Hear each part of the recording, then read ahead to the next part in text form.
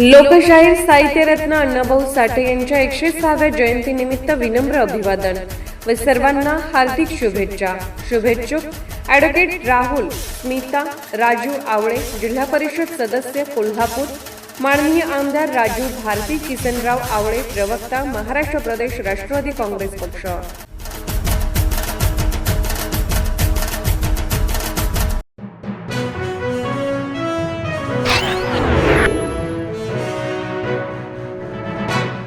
संस्था किंवा संघटना केवळ व्यवहारातून उभ्या राहत नाहीत, त्या उभ्या राहतात विश्वासातून, माणुसकीतून आणि पारदर्शक कारभारातून.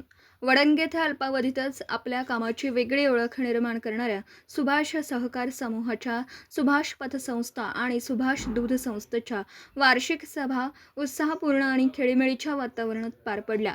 संस्थांच्या प्रगतीचा आलेख मांडताना सभासद, हितचिंतक आणि कर्तृत्ववानांचा सन्मान करण्यात आला आणि एका नव्या सहकार प्रवासाचा विश्वास अधिक दृढ झाला. या दोनही संस्थांच्या वाटचालीकडे पाहताना सर्वात प्रकर्षाने जाणवतं ती म्हणजे विश्वासाची ताकद. आपली संस्था, आपला माणूस आणि आपला विकास या भावनेतून ग्रामस्थांनी या संस्थांना स्वीकारला आहे. त्यामागे केवळ आर्थिक व्यवहार नसून माणसांशी जोडलेलं नातं आहे. या नात्याला बळ मिळालं आहे ते वडंगेचे पहिले लोकनियुक्त सरपंच सचिन चौगले भैया यांच्या नेतृत्वामुळे. सचिन भैया हे नाव वडंगेकरांसाठी केवळ एक व्यक्तीचे नाव नाही, ते विश्वासाचं प्रतीक बनलं आहे.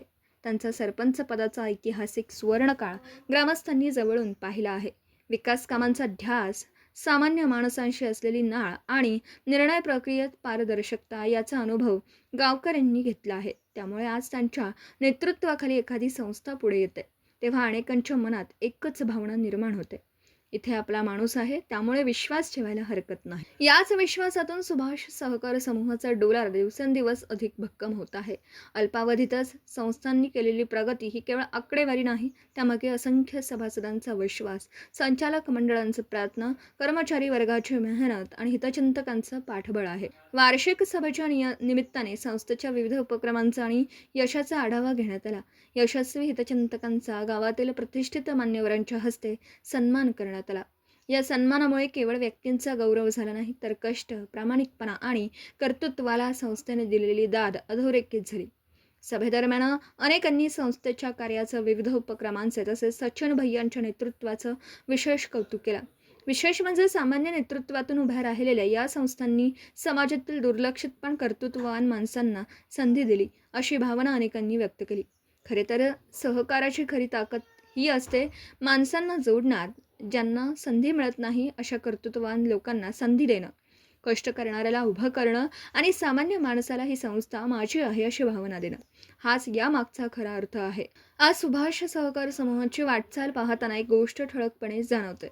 विश्वासाची सुरुवात एका माणसापासून झाली, पण आज तो विश्वास संपूर्ण समूहाची ओळख बनला आहे.